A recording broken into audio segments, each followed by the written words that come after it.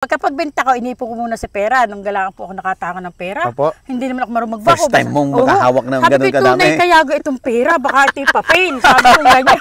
Kasi hindi talaga sa totoo lang po, hindi ako nakakahawak ng pera. Nagdududa po kayo. Samantalang ibinayad sa inyo, ano? Ay, ang bait din naman po nung nakabili, taga Divisoria. Mga 1 linggo po, nagbalik sa akin. Sabi sa akin, pwede kang mahiram ko yung iyong ibinayad ko sa iyo. Ha? Sabi ngayon po, at ako lang, siya daw po may nabili din sa may gumaka ng luya, ay ibabayad daw po niya, hindi daw niya mautang. Ay, bigla po ito yung naibigay ko. Ibinigay ko si pera. Binigay mo? Oo, binigay ko. Binalik Binalik ko. Nung naibalik ko, kami mag-asawa, nagtiting, sabi ko, bakit ko ibigay? Sabi ko, ay bakit nga? Sabi ko, hindi ko nga alam. Baka hindi na tayo bayaran. Paano na kaya tayo? Sabi ko, hindi ko rin alam ang kanya, ang Maynila. Hindi ko po nararating pang Maynila. Ay, taga Maynila, sa Divisoria daw siya.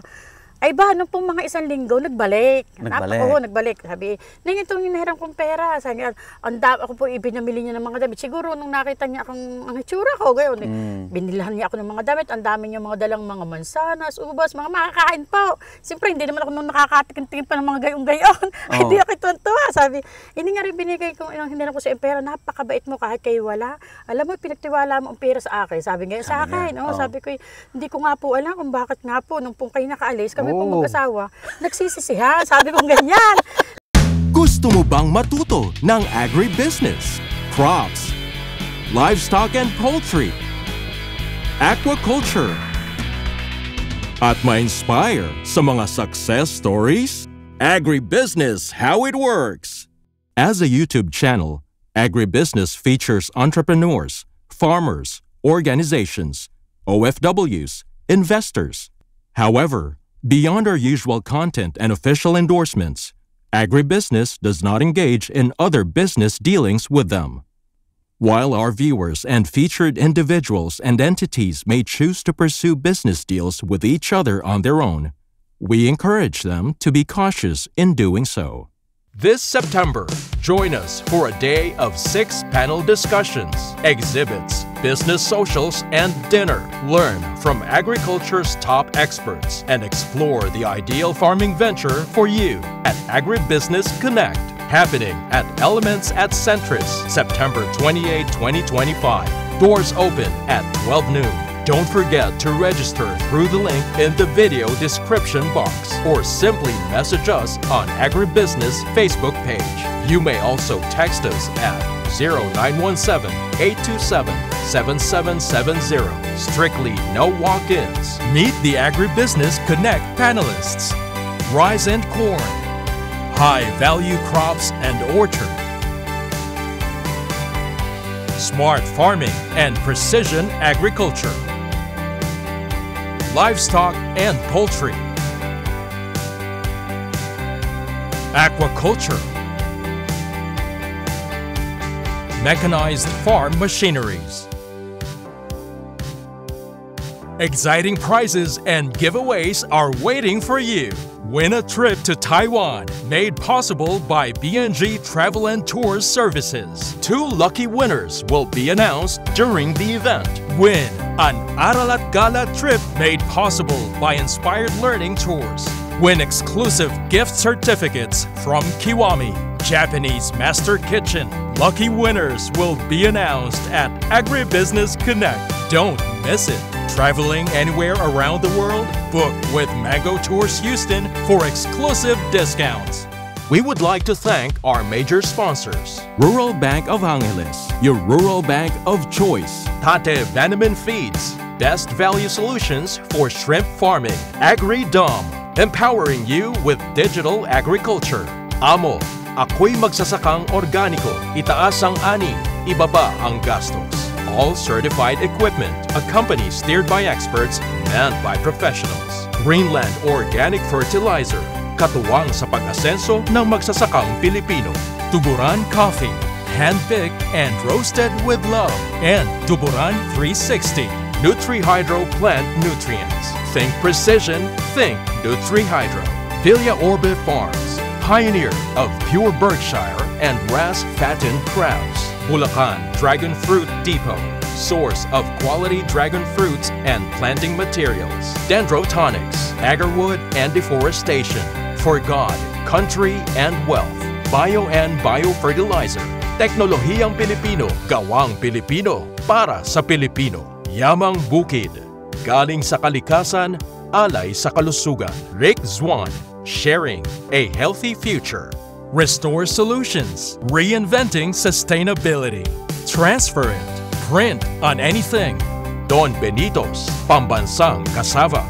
We would also like to thank Sugarcane and Beyond. RSL Fish Crackers. Innovative Agro Industry. Rumsol. Boa Machines. Turbulent Greenhouse. Crispy King.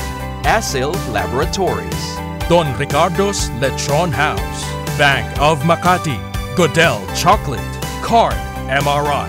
See you in Agribusiness Connect. Agribusiness Connect. Agriculture in full view.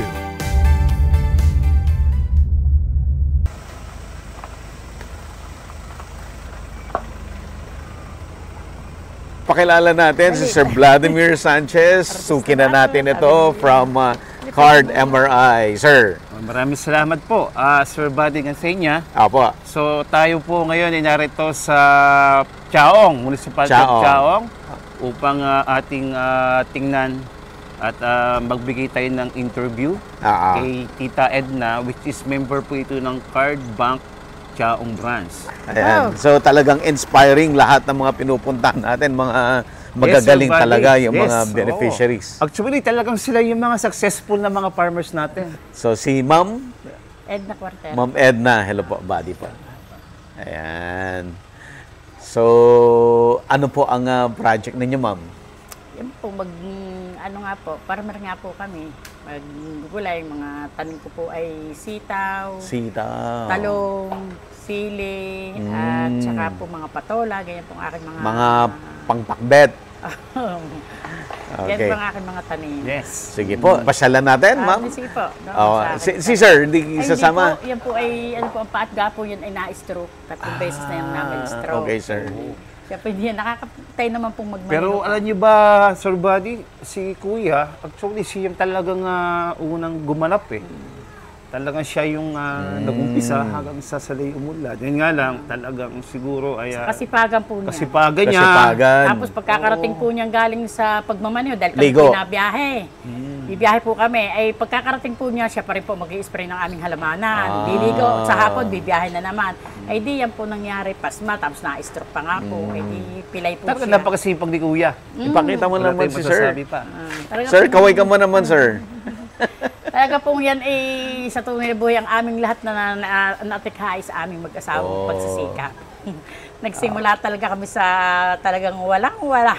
Walang-wala. Talaga lang. Sige ma'am, tuloy natin ang kwentuhan doon sa farm. Sir, punta muna kami doon. Apa. Dine po, dine. Saan po tayo? Dito po, dito ang daan natin. Dito po, tuyo naman po dine. Ito po yung lupa namin. Lupa niyo to. Gano'n ho ba kaluwang ang inyong ito po taniman? sarili namin kulak. Ito po ay kulang-kulang na. Ito pong taniman ko din sabihanan ko po yun ay 1 hektarya po yun. 1 hektarya. Pero yung nasa Candelaria ko po, 3 hektarya yun. Mas malaki yung nasa Candelaria. Inaarindo ko po yun dahil pag po araw dito po wala na. Wala na po ditong, dahil dito po ang halamay sahod ulan. Doon po sa Candelaria mayroon po ako doong water pump na pampatubig. Kaya po kahit tag-araw nakakapagtanim po kami. Sa Candelaria. Kaya po ako nakuha ng arinduhin sa mga, yung mababaw po ang tubig. Opo. Para po makapagtanim nga po kami ng halaman. Kaya hindi po kami napapatda kahit tag-araw, tag-ulan. May tanim po kami. Gano'ng katagal na po kayong member po ng Card Bank? Opo. Ano po 2014 po ako sumali dyan. 2014. Parang, taon na yun. 14, 15, 16. So ito puno ng kamagong, babolo. O kamagong, Ang bango. Nangangain po kayo yan? Opo. Ang Sarap bango. nga po yan. Ha? Masarap nga po yan. Masarap nga. Ang dahil diyang Ba't hindi lang nahuhulog lang? wala naman pong mga bata dito, hindi po alam yan, hindi kilala. Ang sabi ko, mansanas na Tagalog. Ang tawag sa kanya mansanas sa Tagalog. Ay, ayaw din po ng mga apo ko. Ay, masama, hindi ko gusto. Bakit? Ayaw daw po nila, pero gusto ko. Kahapon nga ako nakain ng isa. Kahapon? Sarap po na yan, mayabo. Mamaya, kain ho tayo. Mayabo po yan. Malayo-layo nga. Pong tinatamnan ko din lupa ng bianan ko. Isang hektarya. okay. Wala naman pong arindo at ari naman po ay Inyo? Oo, sabi ni nung aking bianan, hindi, pinakakain ko naman sa amin, iniintindi ko, hindi na lang. Pero doon po sa Candelaria, yun po yung mura ang arindo ko dahil yung po yung napakagubat. Magkano po yun? Ang isang hektarya lang po doon 10,000. Oh, mura. Ay, Mura, Sir Buddy. Isang taon po yun. Opo, Tita eh po Edna. yung upo, isang taon po yun. Eh, yun po ay kaya pinamura po ang parindo. Ay napakagubat naman po. Eh, sabi po nung mayaman, ang mahalagay mahawan. Okay. Oo. Ay, ang nagastos ko naman po sa pagpapalinis ko, baka po may 100 eh. Pagpapalinis ang Opo. magastos. Opo, dahil ang lalaki po ng mga puno. Tapos bumili po ako ng 2 power saw para ma-power saw mga puno. Oh. Eh di tuwa naman po yung may-ari ng lupa. Tuwa nga po siya, sabi niya, magaling naman ikat. Meron gayang naargindo, dinalinis ang aming lupa. Ang lalaki naman pong puno eh. Naroon nga po, naghilira pa doon yung mga kahoy na aking pinaputol. Ano mga kahoy na pinaputol nyo? Baka Yan, naman... meron pong mga ganyang akasya, meron pong yung madre kakao. Madre kakao. Opo, ay nandoon, sabi hindi pa nga po mabili-bili Pinagbibili ko nga po, sabi ko sayang din. Yung kahoy? Opo, pinuputol-putol ko na po ng kagaganyan. Eh, nilagay ko doon sa tabi. Ay, Pero Sana yung Madrid Cacao, Tita Edna, di ba? Pwedeng ibakod na rin po uli yun. wala naman pong pagbabakuran. Hindi, ang iba po pinamigay ko doon, kinakahoy nila. Din po ang daan natin. Ari binakod na Ari po dati ang aming daan. Binakod na nung may-ari. Sino may-ari nito? Taga-Riyan po. Binakod na niya. Di po kami gagawa ng daan. Ito, sa tabi, hindi pala nahahawan. Ari ka, makalwala. Ang ganda ng bahay niyo, oh. Ang ganda ng bahay niya. So cute. Hindi po. Buti nga at hindi nga po umulan. Ay kung umulan, ay di napakaputik. Hindi na eh. Sir Vladimir, paano kayo naghahanap ng mga inyong mga susuportahan ng mga farmers? Unang-una, Sir Buddy, nagkakanta kami ng coordination meeting sa mga branch managers, area managers ng Aray, malapit na po. card Ano po eh? MFIs. MFIs. Yes. Ang ibig sabihin ng MFIs? Mga microfinance institutions. Ayun. So apat sila actually. Card Bank, Card Bank, Card SME, Card SME, yung RVI, and then yung Card NGO. So they are operating nationwide. So ibig sabihin microfinance institutions, so they are providing yung mga financial assistance sa ating mga card MRI members or clients. Then ginagawa namin BDSFI ang aming intervention. Yun nga nabanggit ko, pupunta kami sa mga branches and units nationwide din talaga. At magigipag-coordinate kami sa mga branch managers, account officers, area managers, mga directors upang kumuha kami ng mga listahan, pangalan ng mga nanay o members natin na ano yung mga negosyo nila at ano yung mga bagay na pwede kami magkamera ng magandang intervention. Lalo na ngayon, focus kami sa agrikultura. Agriculture talaga. Yes, oo. Ito na po, Mother, ang ano mo. ito Wow, po. kaganda naman. Ganda. Ayun po ang nalugot kong halaman. Yun po, yun ang bali Tapos po. na. Ito Opo. sa iyo rin to? Sa anak ko po yan. Sa anak mo to? Ongoing to? Opo, babago. Ito po. Tapos, yun po yung hinarbisan ko po ng 1 buwan at kalahati bago siya nalugot. Yung kabilang ayon. Yon. Ang Opo. linis. Ang ganda. Naku, lalo po doon sa Candelaria. Mas maganda po doon ang aking Mas maganda pa doon. Oo, dahil doon po ay sabi ko yun muna unahan at yung pong nandun ko nabulaklak na. Ang sitaw ko doon. Itong sitaw mo dito, ilang araw na to? Ilang buwan na? Ari po ay mag-iisang buwan na po ngayong 8. Isang buwan na. Mag-iisang buwan na po. Ito po ay 40 days. Nagtatapos po ng September. Ito po ay mamumunga na. Itong nandito po. Pero So parang 2 months. Opo. Tapos yung nandun po sa Candelaria ngayong ika-15, bubunga na yon. Yung nandun ko nabulaklak na po eh. Gano'ng kalawak po ito, Tita Edna?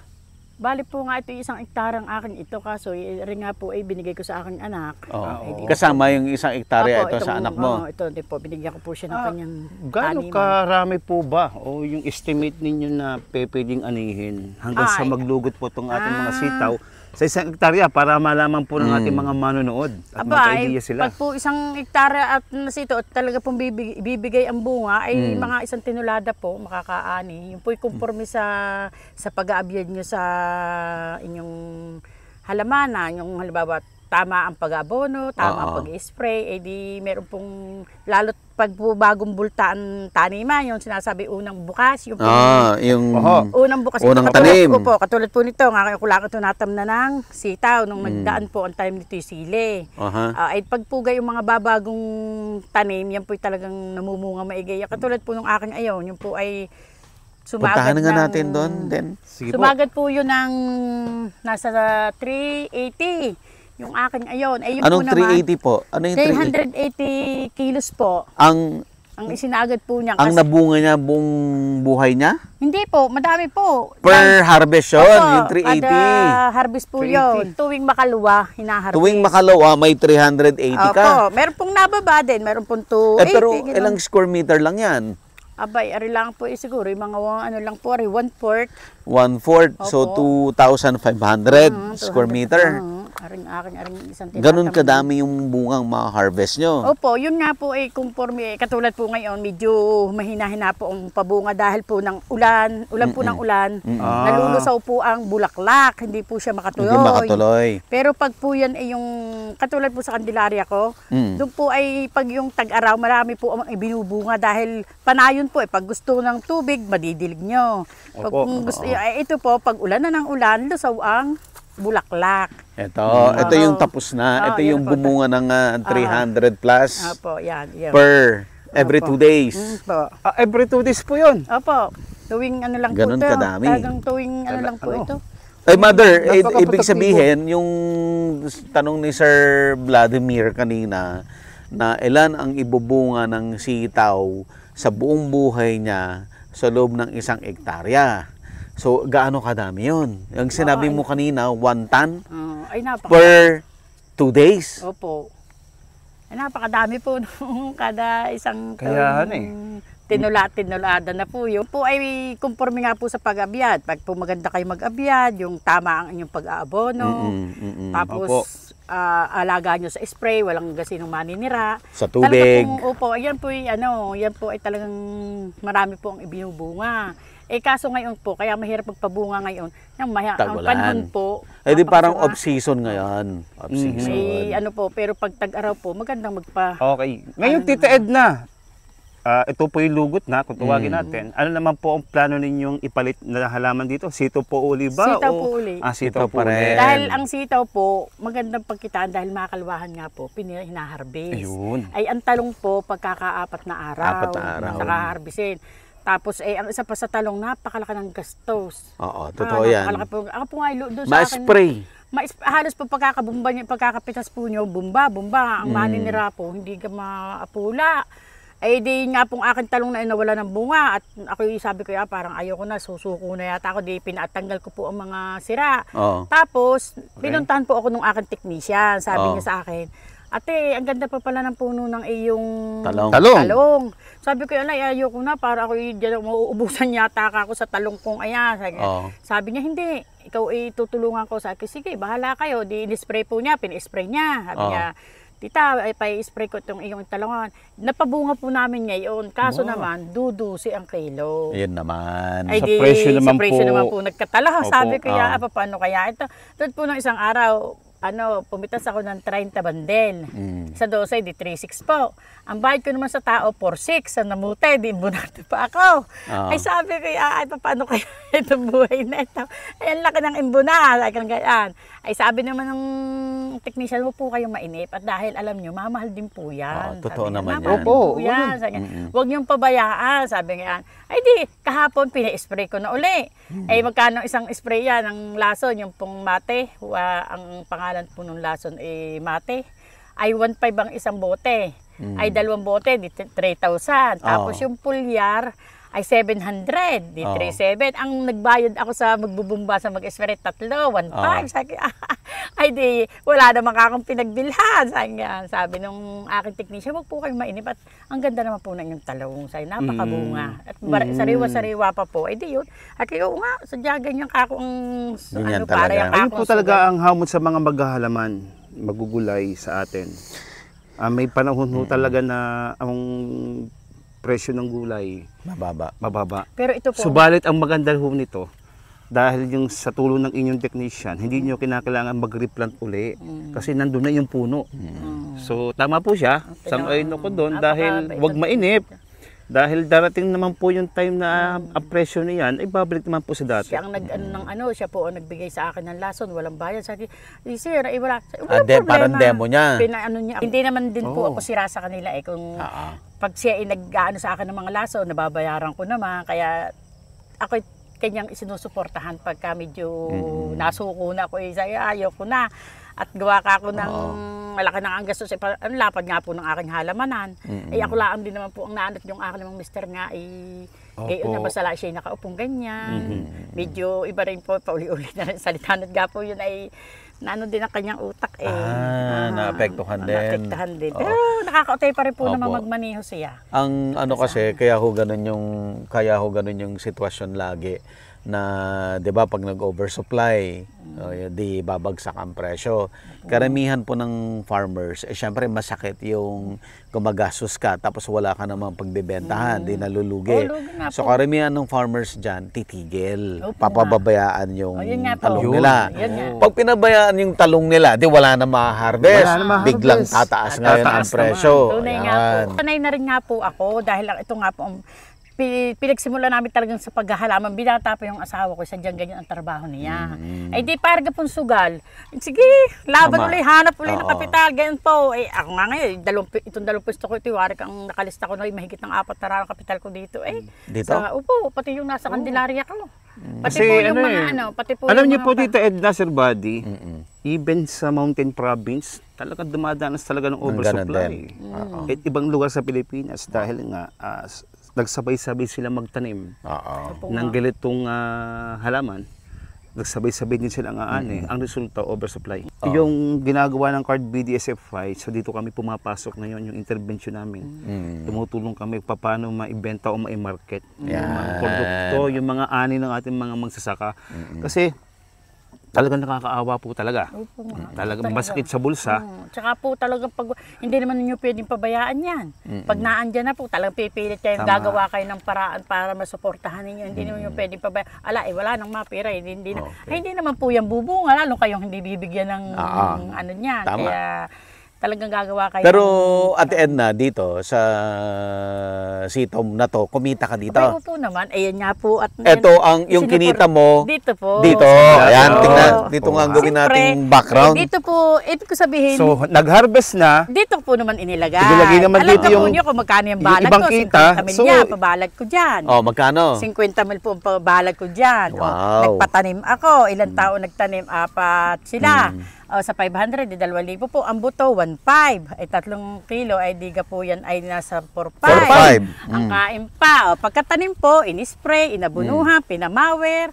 Basta po ito, iwari ko ako nangangapital na dito sa aking balag na ito. Siguro mga nasa 70 na ito. Wow. Ate, dito tayo. At saka lahat po, talagang dito namin inano ang aming kinabubuhay lahat talaga po sa paghahalaman. Ilang taon na kayo naghahalaman at Edna? Isa po nag-asawa ko 19.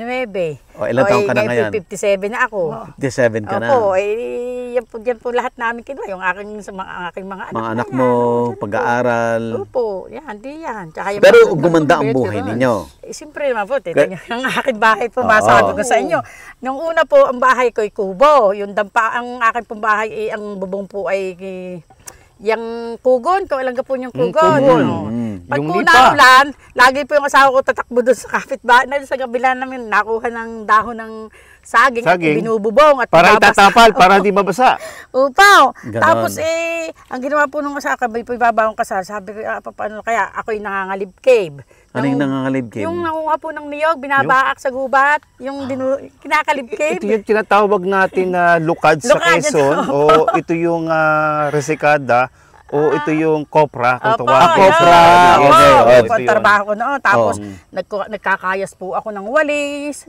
Pero parang hindi naman ganun kasi ang kinis-kinis nyo naman ngayon. Hindi ngayon po siyempre, iba-iba na po yung Kasi ano nga, sa noon. kasi Para bali, kung may ay pampaganda na. sa pag-ulat ni tita, baka nagtutulog na ng gluta. Kaya maputi Iba-iba na na siya. po. Ito yung dati may ginawa ko yun. pampaganda na. Yung asawa ko nga po, dinagtanim ng talong, pinapatik. At wala po kaming kakayan ng magpatraktura o pinapatik niya. Mano-mano. Tapos, opo, wala po kami pang spray. Ang ginawa po niya, nagawa siya ng yung pang-spray na yung bote po ng Wilkins.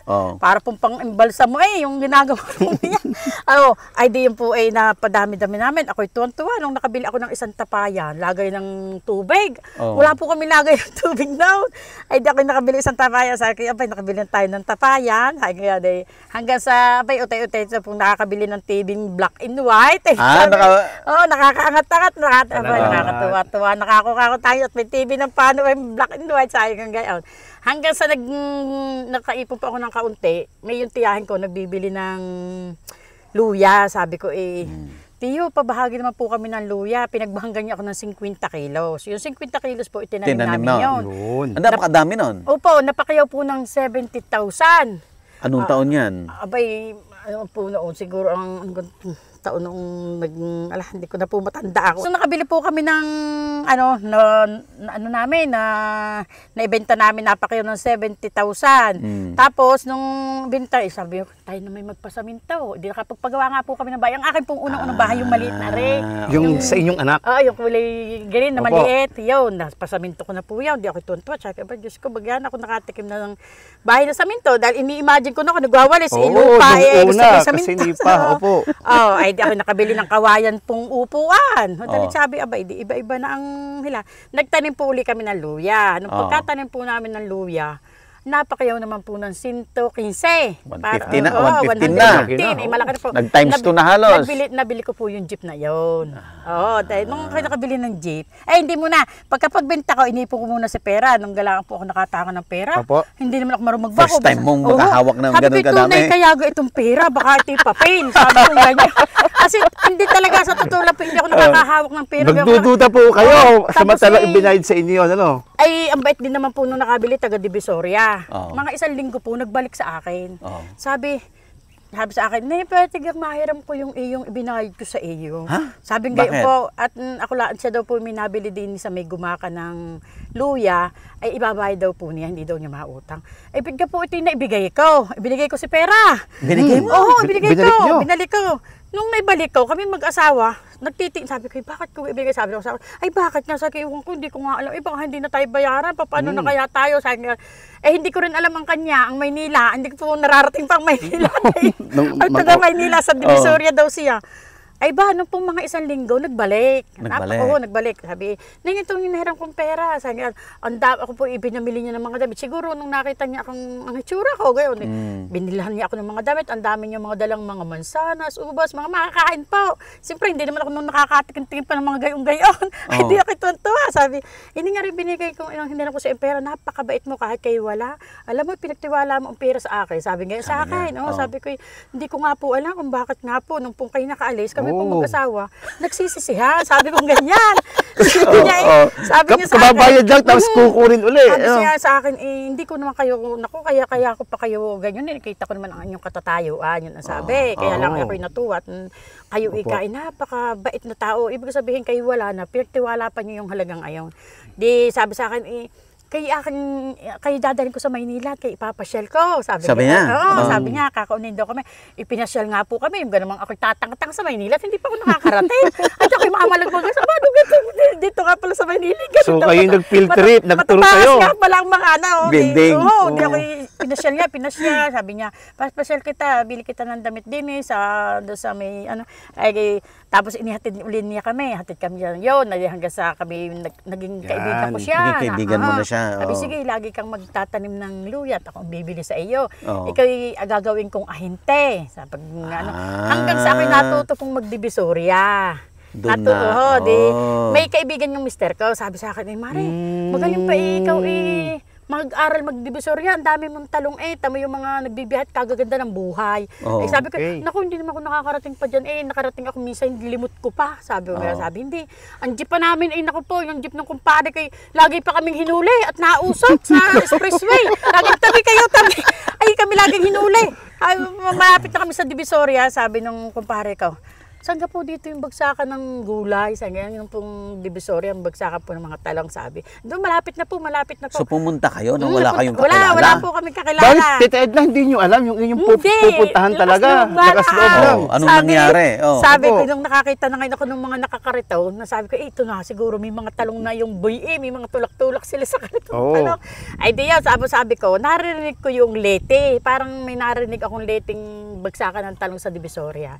Nagtanong ngayon ako, sabi, saan ka po dito yung lete? Sabi, ayun, naroon ang pwesto na. Bakit? Sabi nung bakit? Sabi, ako po yung magdadala ng talong doon. Sabi, taga saan ka? Taga Quezon po. Sabi, tapos di pumunta ako, nakaupo yung si Kalete, nagkakape siya. Sabi, kayo ka po ang lete? Sabi niya, oo, ako nga, bakit? Sabi niya, ako po yung magbabagsak sa inyo ng talong. Sabi, saan talong yan? Sabi ko, Chaong po. Sabi niya, sabi, anong pangalan? Sabi ko, ito po yung dinadala ng Norma. Yung pong Norma dati, yun ang nakuha sa akin. Yung pinahiram mo ng pera? Hindi po, iba pong buyer. Narinig ko po yung sinasabi niya, binabagsak niya yung lete. Din po ang hinahanap ko. Yun hanggang sa sabi niya, ay, ikaw ba yung talong daw nung kinukuha ni Norma? Sabi niya, yan. Maganda kayo magtalong sa akin. Upo, ako nga po, binuksan niya yung talong ko, binakwak niya. Sabi, ang gaganda ng talong. Sige, sa akin ka na lang ikaw magsusupply ha. Sabi, di yun, hanggang sa nakilala ko po, hanggang po sa akin natutong magbiyahe. Hanggang naging Divisoria Queen ka na? Apo, tapos nung nagtagal na po, may kapatid naman po ako dito sa Binyang. May kapatid po ako dyan. Sabi ko, parang maganda ang bintahan niya sa Binyang. Sabi ko, di nung una po ayaw pa ako sabi ng kapatid. Sabi, alay, sa Divisoria ka na lang. Sabi, ate, pasama ako. Sabi, pasama ako sa iyo. Sabi, sige tayo. Sabi, ay di kami, ako'y nakasakay sa kanyang jeep. Ay punong-puno, halos yung mukha ko lapat na doon sa bubong. Naghiga kami tuwid na tuwid. Hindi ka pwedeng kumilos at punong-puno.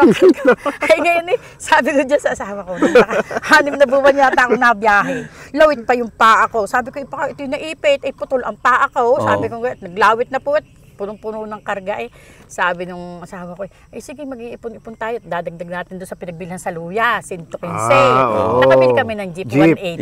Yan yung ngayon maganda. So ito na. Yan. Yung ginagamit alam niyo yan, ka na. Jeep ko ngayon, 33 taon na sa akin. Talaga? Hindi nasisira? Hindi nasisira po, kaso palit na po ang makina naan. Bisito na po. Ngayon, dati po yung BE1. Tapos pagkakapira ka po, pinare-remodel ko. Kaya maganda ng paganda. Dahil ang katuwiran ko, diyan kami talaga nagmula. Nag-umpisa. Kasama ko ang aking mga anak sa pagbiyahe. Kalilitan pag wala akong makuha mag-aalaga. Talaga? Hanggang sa Sinasama mo nakakuha ko sila? nakatulong. Iba na, may katulong ka na. Dalawa, 750 ang isa. Isang katulong sa mga anak ko. May kasambahay na. May tagapaglaba, may tagapag-alaga ng... Kaya pala Sir Buddy si Titan, pumuti na.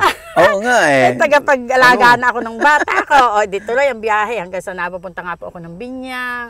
Ako po yung layas. Nagpunta ako ng Balintawak. Punta ako ng Cavite. Yung mga bagsakan. Lahat na ng bagsakan, pinuntahan mo na. Lahat ako'y magaling sa ganyan. Layas ako yung hinahanap ko. Pero pag nasalop ko, medyo natumal na. Analysis na ako. Ngayon po, nagtagal ako din sa Tanawan. Diyan, mas malapit na. Sa Wawa, sa bagsakan. Tapos dito, sa Sambat. Pong lockdown. Ang ganda ng kitaan diyan sa hindi naging milyonaryo ka nung lockdown, no? Ay iba-iba naman. Talagang malaki pong ay nito po hindi makauwi sa amin.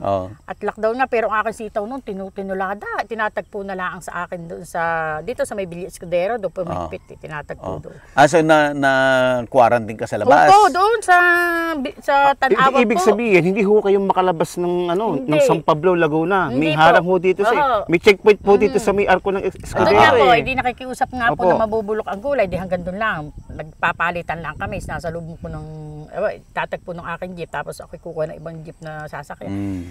Tapos nitong, hindi ako sabi ko, bakit kaya ako kaya ako napatigil pong pagbiyahe. Sabi ko, bakit kaya laging igang-iga ang laway ko? Para ako'y nanghina yung pala, mataas na ang diabetes ko. Nag-400. Wala ang taho ko po sa chocolate. Lagi ako nakatobleron. Oh, wow, Toblerone. Hindi Goya, hindi ano. Dati, ay, mahilig ko sa chocolate talaga. Sabi ko, ba't kaya ako, ang taba ko po, ang taba. Sabi ko, ba't kaya ako, biglang pumayat. Hindi po, yung parang laging igaan laway ko, parang ako nangihina. Ako'y umuwi po ako dyan sa amin.